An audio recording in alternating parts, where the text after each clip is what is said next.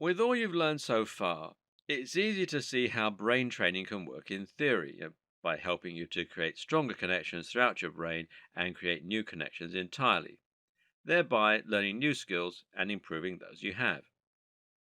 This has given rise to a lot of brain training programs and sites that teach you to do things like performing maths tests or memory challenges. And the more you do this, in theory, the more you'll strengthen those skills and the better your memory, attention, or mental arithmetic will become. Which sounds like a seal of approval. Should you go ahead and start using that kind of brain training? I argue no. While something like Luminosity or Nintendo Brain Age might be useful for challenging your recall or your spatial awareness, the reality is that they're far too specific to be all that useful in the real world. When you train yourself to become better at spotting the number of cute penguins in a group, and this is the kind of setup these fun brain trainings often introduce, you become better at doing precisely that. You're strengthening neural connections around penguins. You're repeating that game over and over and becoming better at that game. But this isn't going to do much for your ability to think of answers in an interview. It's not transferable to the real world, and for that reason, it's not going to be much use. You know what is a good way to train yourself and become better at interviews, though? Simple. Expose yourself to more interviews. This will put you in the specific set of circumstances you need to enhance that skill, and it will ensure that you're using precisely the correct neural pathways.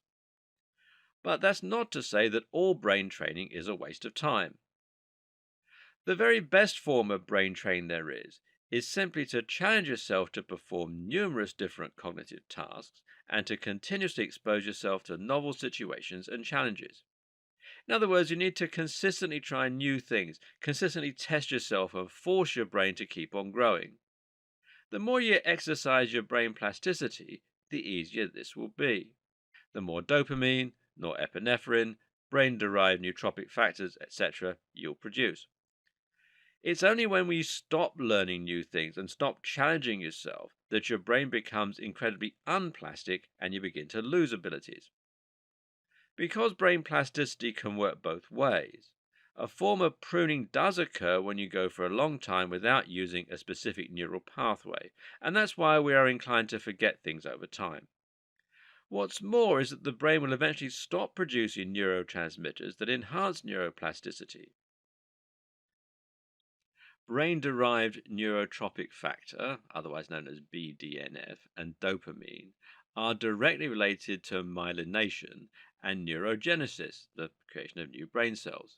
But if you never use them, they will occur less regularly. A happy brain and a healthy brain is a brain that you're using in lots of unique ways. Think about what an amazing learner you are as a baby.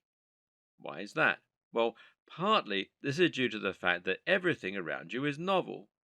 The world is filled with things you don't understand, and the brain is flooded with neurochemicals in order to start making sense of it all. As you get older, more connections are created and you understand the world more. However, you'll still continue learning lots of new things and experiencing lots of new things as you go to school and college, as you move home, as you go through puberty, when you learn to drive, when you try out new hobbies. But then you reach adulthood. You find a happy relationship, you fall into a job you like, and your life finds a rhythm. You do that same job day in, day out for the next 50 years. And the older you get, the fewer new experiences you expose yourself to. You stick with the same friends, you stick at the same hobbies, and your brain stops growing. And this can eventually lead to danger as you become more likely to experience age related cognitive decline or brain disorders like Alzheimer's or dementia. If nothing else, you become more forgetful, more set in your ways, and less able to learn new skills. This is one reason fluid intelligence, as opposed to knowledge, deteriorates as we get older. But it doesn't have to be that way. Not if you understand how important it is to keep exposing yourself to new things and to keep learning. Keep learning new languages, learn new games, meet new people, explore new places. Just being in a novel environment will cause a flood of neurotransmitters associated with attention and awareness to fire. Take different routes to home from work, go for a jog and explore, and use your body. Learning with the body is really what the brain is designed for, as we've seen. So, this is an incredibly important way to keep challenging yourself and to keep learning. Choose activities that will teach your brain useful skills as well.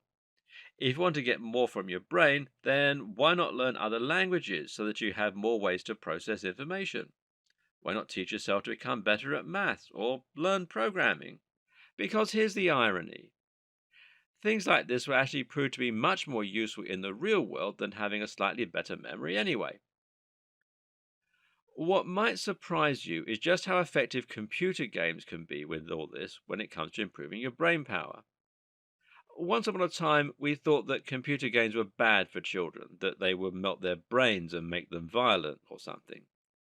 The reality, however, couldn't be more different. Computer games have now been shown in studies to improve decision making under stress. Playing action shooters enables us to make better decisions in less time than people who don't play computer games. At the same time, they actually improve visual acuity. They make us more efficient at spotting differences in color and at noticing things on the horizon, which of course is a result of looking out for targets. Computer games can even improve your odds of lucid dreaming. This is a type of dreaming where you know you're asleep and gain the ability to control your movements and the contents of the dream. But that's not where the real strength of computer game lies. Rather, computer games offer a very novel kind of brain training because each game is different. Each game uses different controls, which teaches us different motor skills, and each game introduces us to new 3D environments. Sometimes even the physics will change. Each time you pick up a new game, you're forced to learn the new controls and the new rules. You have to start finding your way around a new environment, and you have to change the way you think. This all takes plasticity, as new neural networks are made in your motor cortex as well as in your prefrontal cortex. Each time you learn a new game, it's like learning a new skill, and you have the exact same releases of dopamine, more so in effect, when you get it right. In fact, the truth is even more impressive than that. Computer games are addictive because of the release of dopamine. Why is dopamine released when we play games? Well, because we're learning. The brain loves learning, and if you can make it fun, suddenly you'll start becoming better at everything.